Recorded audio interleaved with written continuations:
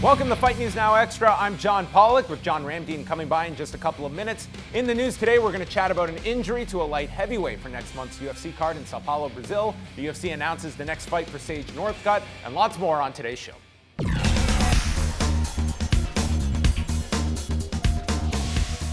Patrick Cote is seeking out an opponent for January. He took to Twitter and made the call out to any welterweights that would like to fight on the UFC on Fox card next January.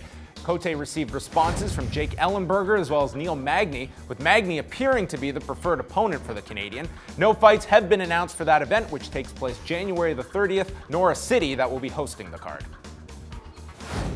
The talk of the UFC, Sage Northcutt will be returning to the Octagon on Thursday, December the 10th for the UFC's Fight Pass event in Las Vegas. The 19-year-old featherweight will meet Cody Pfister and is being paired on the same card where Paige Van Zandt and Joanne Calderwood will headline the show. Northcutt recently traveled to Montreal and trained at the TriStar Gym with Firas Zahabi and Georges St. Pierre, among others, and is considering making the permanent move. The December 10th card is the first of 3 straight nights of events from the UFC in Las Vegas, culminating with UFC 194 on Saturday, December the 12th. And Tom Lawler is off of the UFC's Fight Night event on November the 7th in Sao Paulo, Brazil. Lawler wrote on the Wrestling Observer website that he suffered a cut over his left eye this past weekend during a head-to-head collision in practice and has resulted in a concussion for the light heavyweight. Lawler was scheduled to fight Fabio Maldonado and will be replaced by TUF Season 19 winner Corey Anderson, who is coming off a win over Jan Blachowicz in September at UFC 191. This coming Saturday, tune in at 3 p.m. Eastern Time as Robin Black, John Ramdeen, and myself will get you set for the UFC Fight Night event from Dublin, Ireland, and then the main card will be airing here in Canada on Fight Network at 4 p.m. Eastern Time, with 4 fights coming your way, headlined by Dustin Poirier and Irish Joe Duffy at 155 pounds. And I'm here with John Ramdeen to chat about all of the headlines today. We're going to chat about Cody Pfister on today's show. He is going to be taking on Sage Northcutt on December the 10th.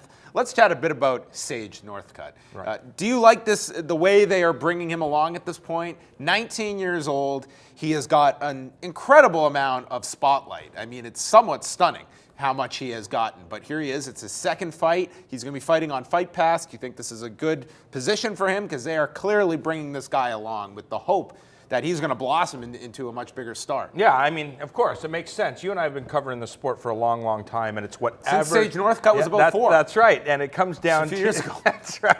It comes down to what's going to sell tickets. They're looking at their next star, and I think the UFC is grooming Sage Northcutt. You got to get him ready because eventually he's going to go into the fire against top-level talent. That's just the way it works. And as soon as people start taking notice, it's like the whole Henry Cejudo situation.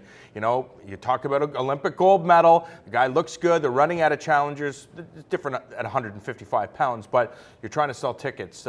Paige Van Zandt, she's a girl that sells tickets. You got to look at the whole landscape. It's not just who are the best fighters, because quite frankly, as much as we all like John Fitch, we know how talented he is. He doesn't put people in the seats, and he doesn't sell payper-views. CM Punk, Paige Van Zandt, and Sage Northcutt are athletes that certainly garner interest from a casual fan base, and I think that's what the UFC is looking at. I'm all for building guys up, and I think Sage Northcutt has a ton of potential. Yep. Thus far, he's beaten Francisco Trevino, Yep. a guy who's no longer even a UFC fighter. And recently, Sage came up to Montreal, was kind of testing the waters at TriStar, and Firas Zahabi came out saying, you know, I see a lot of things in him that I did in Georges St. Pierre. To me, it's like that label of Georges St. Pierre, I think it's something Rory had to work extra hard to get out of, because everyone was calling this guy the next Georges St. Pierre. It just seems that even if you do see the potential in this guy, he's 19 and it's like saying if you don't become the greatest MMA fighter of all time, somehow you haven't reached the potential that you have. I just think it's a lot to put on this guy who is still 19 and is 1 fight into his UFC career. Yeah, and I understand that, but the reality is it's not for Ross doing that. Everybody's putting Northcutt on the hype train, so to speak. So he's just adding to it. This is not just a sport. It's a way for these guys to make a ridiculous amount of money. And Northcutt right now, a teenager, but you never know. You could be out of the sport in 2 years. It continues to get more difficult. The grind is difficult. And, all it takes is 1 knee injury, and you could be out of the sport, make as much money as humanly possible. And the way to do that is to have some of the best coaches in the world hype you up.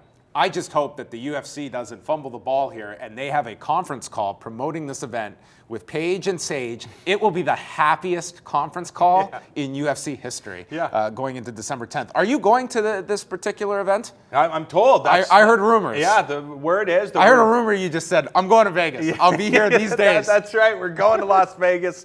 The 3 back-to-back nights. It's just going to be a hell of a week for the UFC and for fight fans, especially if you're a hardcore fight fan, because there's just so many tremendous matchups that are going down that week in December. I mean, it's all capped off with one of the biggest stars, maybe the second biggest star, being Conor McGregor, taking on Jose Aldo, and Aldo says, I'm tired of listening to this guy. I'm tired of everybody saying that Conor McGregor is going to hurt me. I am seriously going to injure this guy and make an example out of him. So just the drama surrounding that. We know how good Conor McGregor is when it comes to being a martial artist and a fighter. We've seen what Jose Aldo has been capable of over his career, beating some of the greats like Frankie Edgar and Chad Mendes and Uriah Faber. And of course, when you have Luke Rockhold and Chris Weidman and your fight, Jacare and Yoel Romero, man, it's just going to be, and Frankie Edgar and Chad Mendes that week. Just really tremendous matchmaking by the UFC. It's kind of staggering because, I mean, this month of October, pretty quiet. It's not the craziest month luckily for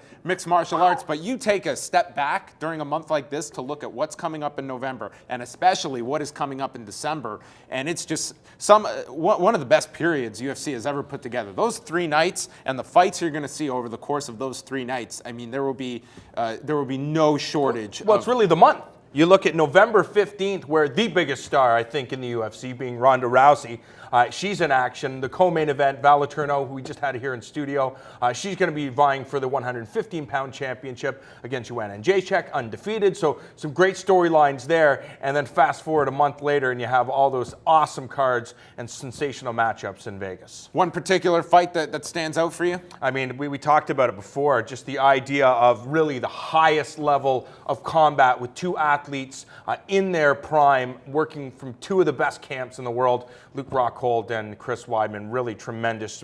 Just trying to envision what's going to go down inside of that cage. I have a feeling it's going to go 25 minutes, and both guys are going to take a serious beating. I feel that we shouldn't even talk about that card until fight week. Sure. Because I feel the more we talk about it, the rug will be pulled out. Someone's going to slip in training. Someone's going to get hurt. Someone's going to be out. I mean, Yoel Romero and Jacare, that fight has been kept together through bubble gum. I mean, they have had multiple attempts to put this fight together, but that is in December. Coming up this weekend, the UFC is in Dublin, Ireland. You can tune in Saturday, 3 Eastern, for a 1-hour pre-fight show, and then the main card is airing here on Fight Network at 4 p.m. That's all for us, as someone in my ear is telling us to shut up.